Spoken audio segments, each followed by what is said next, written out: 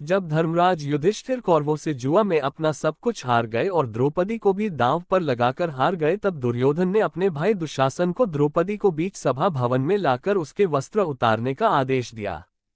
दुशासन जब पांचाली का चीर खींचने लगा तो उसने सभा भवन में उपस्थित सभी लोगों से मदद मांगी, लेकिन किसी भी व्यक्ति ने द्रौपदी की कोई मदद नहीं की। अंत में द्रौपदी ने अपने आप को असहाय जानकर उसने भगवान श्री कृष्ण को याद किया और उनसे अपनी लाज बचाने की प्रार्थना की और उनसे पूछा कि हे भक्तवत्सल, आप तो कहते हो कि मानव को अपने पाप और पुण्य कर्मों का ही फल उसका मान और अपमान कराता है। तो हे करुणानिधान, मैंने कौन सा ऐसा पाप कर्म किया है जिसके कारण आज अनेक महारथियों से भरी राज्यसभा में सबके सामने मेरा चीरहरण हो रहा है। तब भगवान ने द्रौपदी को उसके पूर्व जन्म का स्मरण कराया। कथा के अनुसार अपने पूर्व जन्म में द्रौपदी एक राजकुमारी थी। एक दिन जब द्रौपदी अपनी सखियों के संग गंगा स्नान के लिए जा रही थी तो उसने देखा कि गंगा में एक संत स्नान कर रहे थे और उनके अंगवस्त्र गंगा के किनारे रखे हुए थे। ये देखकर द्रौपदी को शरारत करने का विचार उसके मन में आया और उसने अपनी सखियों के साथ मिलकर उस संत के अंगवस्त्र एक स्थान पर छिपा दिए और चुपचाप किसी दूसरे घाट पर स्नान करने के लिए चली गई। स्नान करने के पश्चात अपनी सखियों के साथ हंसते हुए और आमोद प्रमोद करते हुए द्रौपदी अपने महल को चली गई। इधर जब संत गंगा स्नान करने के उपरांत जल से बाहर आए तो अपने वस्त्र गंगा तट पर ना पाकर परेशान हो गए और इधर उधर खोजने लगे। बहुत खोजबीन के पश्चात संत को अपने अंगवस्त्र एक जगह छिपे हुए मिल गए। तब उस संत ने क्रोधित होकर श्राप दिया कि आज जिसने भी मेरे साथ ऐसा घृणित परिहास किया है और मेरे वस्त्र हरण किए हैं, एक दिन उसे भी अपने वस्त्र हरण होने पर समाज के सामने लज्जित होना पड़ेगा। इसी श्राप के कारण द्रौपदी को यह अपमान झेलना पड़ा, परंतु भगवान श्री कृष्ण की भक्त होने के कारण भगवान ने उसकी पुकार सुनी और उसके चीर को बढ़ाकर उसके सम्मान की रक्षा की। सीता जी को भी कर्मफल भोगना पड़ा। पद्म पुराण में एक कथा आती है, अपने बाल्यकाल में एक दिन सीता जी मिथिला नगरी में सखियों के साथ विनोद कर रही थीं। वहां उन्हें शुक पक्षी का एक जोड़ा दिखाई दिया जो आपस में किल्लोल करते हुए भगवान श्री राम की गाथा गा रहा था कि पृथ्वी पर श्री राम नाम से प्रसिद्ध एक बड़े सुंदर राजा होंगे। उनकी महारानी सीता के नाम से विख्यात होगी। श्री रामचंद्र जी बड़े बलवान और बुद्धिमान होंगे तथा समस्त राजाओं को वश में रखते हुए सीता के साथ 11,000 वर्षों तक राज्य करेंगे।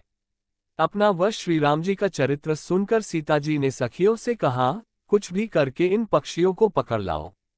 सखियों ने शुक-शुकी को पकड़कर सीता जी को अर्पित कर दिया। सीता जी ने उन पक्षियों से कहा, तुम दोनों बड़े सुंदर हो, तुम कौन हो और कहां से आए हो? सीता जी के इस प्रकार प्रेमपूर्वक पूछने पर उन्होंने कहा, देवी, हम महर्षि वाल्मीकि के आश्रम में रहते हैं। वे त्रिकाल ज्ञानी हैं। उन्होंने रामायण नामक एक ग्रंथ बनाया है। उसकी कथा मन को बड़ी प्रिय लगती है। भगवान विष्णु अपने तेज से 4 अंश में प्रकट होंगे। राम, लक्ष्मण, भरत और शत्रुघ्न के रूप में वे अवधपुरी में अवतरी होंगे। भगवान श्री राम महर्षि विश्वामित्र के साथ मिथिला पधारेंगे। उस समय वे जनक किशोरी सीता को अपनी धर्मपत्नी के रूप में ग्रहण करेंगे। सीता जी ने पुनः पूछा, श्री राम जी कैसे होंगे? उनके गुणों का वर्णन करो। मनुष्यावतार में उनका श्री विग्रह कैसा होगा? तुम्हारी बातें मुझे बड़ी प्रिय लग रही हैं। सीता जी के प्रश्न सुनकर शुकी मन ही मन जान गई कि ये ही सीता हैं। उन्हें पहचानकर वह सामने आ उनके चरणों पर गिर पड़ी और बोली, श्री राम जी का मुख कमल की कली के समान सुंदर होगा।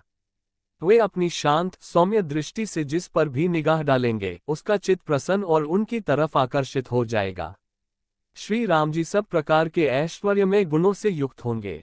परंतु सुंदरी, तुम कौन हो? मालूम होता है तुम ही जानकी जी हो, इसलिए अपने पति के सौंदर्य, शूरवीरता और यशोगान का बार बार श्रवण करना तुम्हें अच्छा लग रहा है। सीता जी ने लज्जा प्रदर्शित करते हुए कहा, तुम ठीक कहती हो। मेरे मन को लुभाने वाले श्रीराम जब यहाँ आकर मुझे स्वीकार करेंगे तभी मैं तुम दोनों को छोड़ूंगी, अन्यथा नहीं। अब तुम इच्छानुसार क्रीड़ा करते हुए मेरे महल में सुख से रहो और मीठे मीठे पदार्थों का सेवन करो। सीता जी की यह बात सुनकर शुकी ने कहा, साध्वी, हम वन के पक्षी हैं, पेड़ों पर रहते हैं और सर्वत्र विचरण करते हैं। हमें तुम्हारे महल में सुख नहीं मिलेगा। मैं गर्भिणी हूँ, अभी वाल्मीकि जी के आश्रम में अपने स्थान पर जाकर बच्चों को जन्म दूंगी। उसके बाद तुम्हारे पास आ जाऊंगी। सीता जी ने कहा, कुछ भी हो शुक, तुम जा सकते हो, किंतु शुकी को नहीं छोड़ूंगी। दोनों बहुत रोए गिड़गिड़ाए, किंतु सीता जी उन्हें छोड़ने के लिए तैयार नहीं हुई। तब शुकी ने क्रोध और दुख से व्याकुल होकर सीता जी को शाप दे दिया, अरे, जिस प्रकार तू मुझे इस समय अपने पति से अलग कर रही है, वैसे ही तुझे भी गर्भिणी की अवस्था में श्रीराम जी से अलग होना पड़ेगा। ये कहकर पति वियोग के शोक से उसने प्राण त्याग दिए। पत्नी की मृत्यु हो जाने पर शुक शोकाकुल होकर बोला, मैं मनुष्यों से भरी श्रीराम जी की नगरी अयोध्या में जन्म लूंगा तथा ऐसी अफवाह पैदा करूंगा कि प्रजा गुमराह हो जाएगी और प्रजा पालक श्री राम जी प्रजा का मान रखने के लिए तुम्हारा त्याग कर देंगे। क्रोध और सीता जी का अपमान करने के कारण शुक का धोबी के घर जन्म हुआ। उस धोबी के कथन से ही सीता जी निंदित हुई और गर्भिणी अवस्था में उन्हें पति से अलग होकर वन में जाना पड़ा। कर्म का फल तो अवतारों को भी भोगना पड़ता है।